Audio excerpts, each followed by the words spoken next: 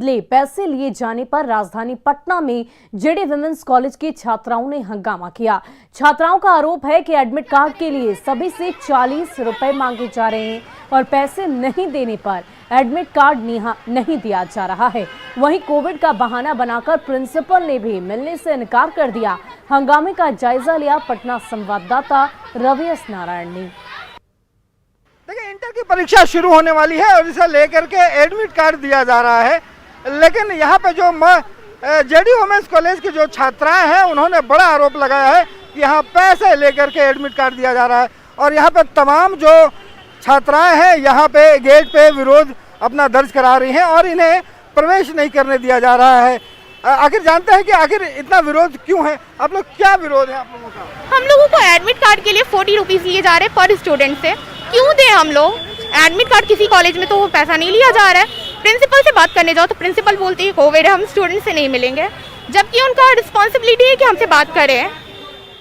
लेकिन admit card के लिए पैसे तो कभी नहीं लिए जाते? नहीं, कभी नहीं लिया जाता, लेकिन पता नहीं हमारे कॉलेजेस में लिया। और ये सिर्फ एडमिट कार्ड के लिए ही नहीं है, अगर एग्जाम देने आओ तो तब पैसा लगेगा, ये रजिस्ट्रेशन करवाने आओ, मतलब यहाँ पे ये क्या बोलते हैं प्रैक्टिकल जमा करो उसके लिए भी पैसा लगेगा। तो अगर इतना ही हमारे पापा या फिर मम्मी के पास इतना ही पैसा रहता तो हम प्राइवेट कॉलेज में क्यों नहीं जाते स्कूल में? हम लोग को बोला, सर बताए हैं कि हम लोग इन्फॉर्मेशन दिए हैं ग्रुप पे, ऐसा हम लोग को कोई ग्रुप में मैसेज नहीं आया। हम लोग कॉलेज ग्रुप है, हम लोग की फ्रेंड्स ही बताई कि आज एडमिट कार्ड मिलने वाला है 11 बजे से, तो हम लोग आए हैं। और मैम से हम लोग मिलने गए, प्रिंसिपल मैम से तो नहीं मिल रही है।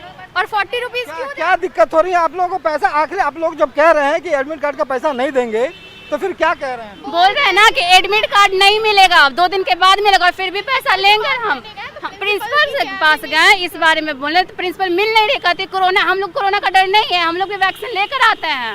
उनको टीचर है वो बोल रही है कि तुम लोगों को अगर एडमिट कार्ड लेना है तो लो, नहीं लेना है तो मत लो, जाओ। हम लोग का एग्जाम का क्या होगा? अगर हम लोग को एडमिट कार्ड नहीं मिलेगा हम लोग एग्जाम कैसे देंगे? मैम को समझना चाहिए। तो ये देखिए, जो लड़कियां हैं उनको जो विरोध है, आखिर कैसे फिर एग्जाम देंगे आप लोग? ये तो पता नहीं, पढ़ाई करने के लिए भी टाइम चाहिए, उसके लिए रोज रोज आओ, टाइम लगाओ, एडमिट कार्ड लो यहाँ पे, उसके लिए भी इधर जाओ उधर जाओ, और पैसा भी लिया जा रहा है बिना मतलब जाता है कि यूनिफॉर्म है। यूनिफॉर्म को क्या, पहले आप लोग ये रूल नहीं निकाले थे यूनिफॉर्म में आना, आइडेंटिटी कार्ड न देखना है, तो वो आप देखे कि हाँ इस कॉलेज की है या नहीं है, तो यूनिफॉर्म पहले देख रहे हैं, पहले तो नहीं देखे थे। देखिए, तो यहाँ विरोध इस बात का है कि जो जेडी वुमेन्स कॉलेज में छात्राएं जो यहाँ पे आई हैं उनसे पैसे लिए जा रहे हैं और सीधा आरोप जो कॉलेज प्रशासन है इस पर लगाई जा रही है कि एडमिट कार्ड देने के लिए आखिर पैसे क्यों लगा दिए जा रहे हैं। पटना से रवि एस नारायण की रिपोर्ट। वहीं जहानाबाद पुलिस ने ऑटो लूटकांड का खुलासा करते हुए एक आरोपी को गिरफ्तार किया है। पकड़े गए आरोपी का नाम राहुल कुमार है, जो मोहम्मदपुर का रहने वाला है। एसडीपीओ ने बताया कि 7 जनवरी को ऑटो बुक किया गया था, जिसके बाद रामपुर गांव के पास ड्राइवर का हाथ पैर बांधकर झाड़ी में फेंक दिया गया था। इसी मामले में पुलिस ने राहुल को गिरफ्तार किया है, जबकि 2 आरोपी फरार हैं। रास्ते में ही उन्होंने क्या किया, इनको टेम्पो को लूट लिया और ड्राइवर को बंधक बना दिया। ड्राइवर को वहीं पर बंधक बना करके हाथ पैर बांध के और उसको बगल की झाड़ी में फेंक दिया था उसको। इस कांड को हम लोगों ने तकनीकी अनुसंधान के मदद से इसको सॉल्व कर लिया है। दूसरे साथी हैं, उनके घर से टेम्पो के अन्य पार्ट्स भी बरामद हुए और टेम्पो जहाँ पे बेहटा में रखा हुआ है वहाँ से भी रिकवरी की संभावना है हम लोग की टीम। वहीं राजधानी पटना के गर्दनी बाग में बिजली विभाग के कर्मचारी अवैध वसूली कर रहे हैं। इलाके में 300 से ज्यादा झुग्गी झोपड़ियों में बिजली का कनेक्शन नहीं लिया गया है और लोग टोंका लगाकर बिजली जला रहे हैं। स्थानीय लोगों का कहना है कि बिजली विभाग के कर्मचारी हर महीने 100 से 200 रुपए वसूलते हैं, लेकिन इसकी रसीद नहीं दी जाती। ऐसे में साफ है कि विभाग के कर्मचारियों पर अवैध वसूली का आरोप लग रहा है और सरकारी राजस्व को नुकसान पहुंचाया जा रहा है। नहीं देता है, हम लोग नहीं मिलता है। हर महीने पैसा ले? हाँ, हर महीने ले जाता है पैसा। पैसा नहीं देते हैं तो फिर क्या करते हैं? टर्लेट कर देता है। हाँ। हम लोग रिसीविंग मांगते हैं कि नहीं? नहीं, हम लोग तो देवे नहीं करते, तब मांगे, लेकिन कैसे मांगेंगे?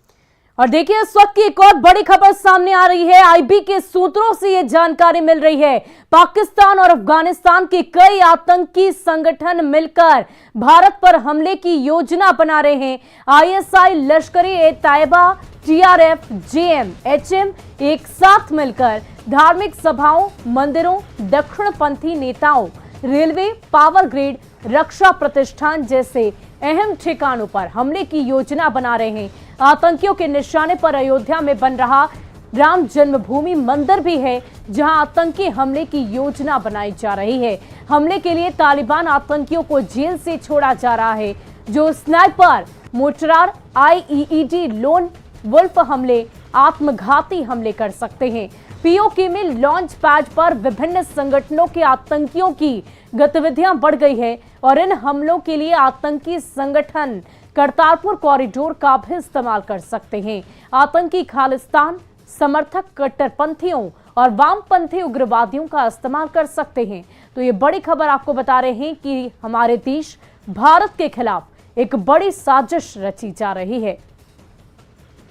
पकड़े जाने वाले आतंकी संगठन के स्लीपर सेल, जो चाहे बिहार में, वेस्ट बंगाल में और कुछ उत्तर प्रदेश में भी, इन्होंने अपना आधार कार्ड, अपनी पूरी प्रमाण पत्र और अपने उस चीज़ों को पूरी तौर पे दस्तावेज तैयार कर लिया है, जिससे वो भारत के किसी भी क्षेत्र में जाके अपने रोजी रोटी के नाम पे पाकिस्तान, टर्की और चीन, और मैं आपको बताऊं जो तालिबान का जो अभी सोच है वो इतना जबरदस्त है कि एलओसी के ऊपर ये जानकारी मिला है कि 200 से 300 लोग तरह तरह के मोटर, छोटे आर्टिलरी और जितने भी आरपीजीएल जैसे हथियार, चाहे स्मॉल हो या लॉन्ग रेंज के हों, इनको सबको उन्होंने लेआउट भी कर दिया है।